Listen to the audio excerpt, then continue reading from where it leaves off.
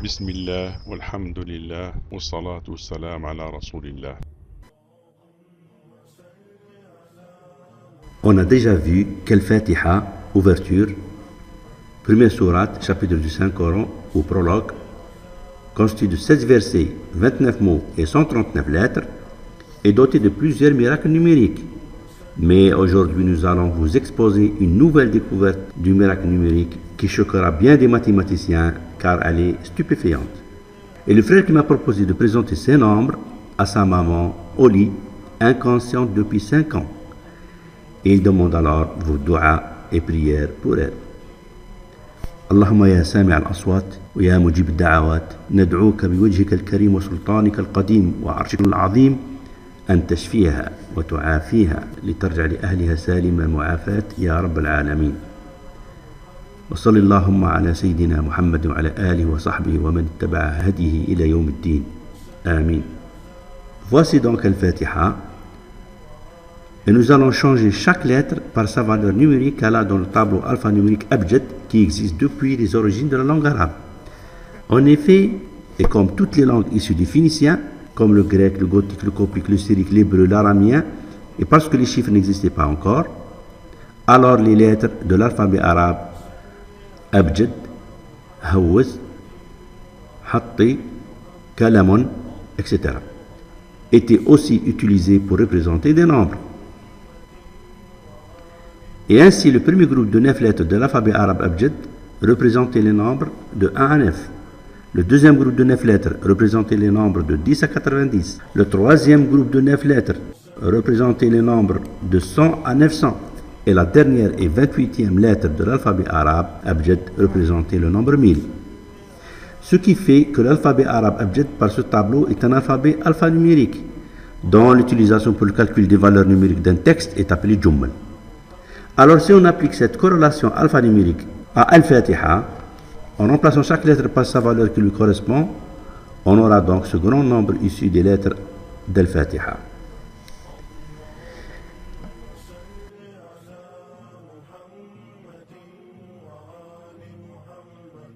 Et si on fait la somme de tous ces nombres verset par verset, on aura, et leur somme donne la valeur numérique de toutes les lettres d'Al-Fatiha, 10 143, qu'on ajoutera donc à la fin du grand nombre d'Al-Fatiha. Puis on ajoute le nombre 139 des lettres d'Al-Fatiha. On obtient alors un grand nombre de 259 chiffres. Et la surprise est que ce nombre de 259 chiffres est un nombre premier. Mais la plus grande surprise est que son inversé, son image miroir, l'image miroir du texte d'Al-Fatiha, est aussi un nombre premier. En effet, si on affiche Al-Fatiha et son image inversée donnée par le miroir, on aura,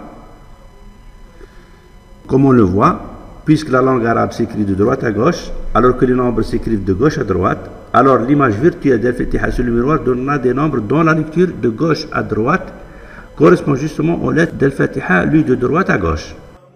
Donc, on a un nombre d'Al-Fatiha de 259 chiffres en sens de lecture normale et un nombre d'Al-Fatiha de 259 chiffres en sens de lecture inversée, image miroir.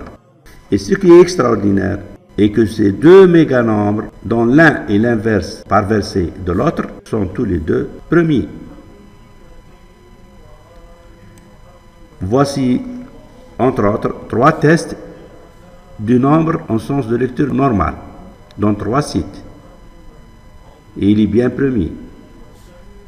Et voici 3 tests du nombre en sens de lecture inversé, dans 3 sites. Et il est aussi premier.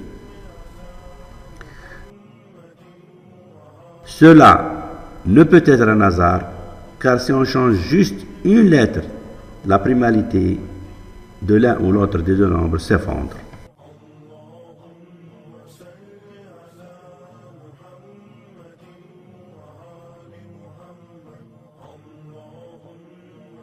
Maintenant, changeons chaque lettre de l'alphabet arabe par son classement parmi les nombres premiers. En effet, si on classe de 1 à 28 les lettres dans l'alphabet abjad, Et si on considère ces valeurs comme des classements des nombres premiers, et si on change chaque classement d'un nombre premier par sa valeur de ce même nombre premier, on aura alors... Et si maintenant dans Al-Fatiha, prologue, premier chapitre du Saint-Coran, on change chaque lettre par sa valeur issue de son classement parmi les nombres premiers, on aura un nombre de 252 chiffres. Et si on l'écrit dans le sens de la lecture arabe, qui est de droite à gauche, donc le premier nombre sera ainsi 3, qui est celui de la première lettre prononcée B, puis le deuxième nombre sera 47, celui de la deuxième lettre prononcée C, etc. On a devant nous donc un nombre d'Al-Fatiha de 252 chiffres, issus exclusivement des nombres premiers. Et ce qui est extraordinaire est que même ce nombre de 252 chiffres issus des nombres premiers est lui-même un nombre premier.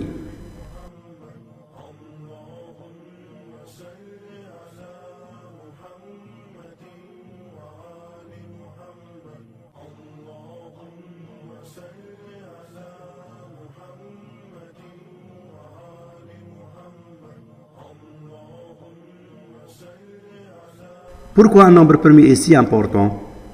Un nombre premier, en fait, symbolise un monothéiste, car les nombres premiers, comparés au reste des nombres, sont comme les monothéistes comparés au reste des créatures.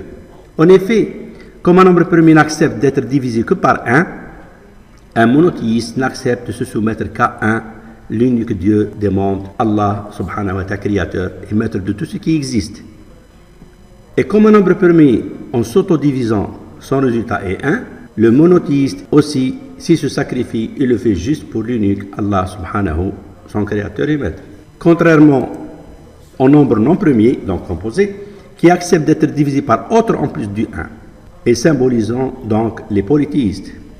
Les nombres premiers, eux, symbolisent les élus du Seigneur ou purs monothéistes.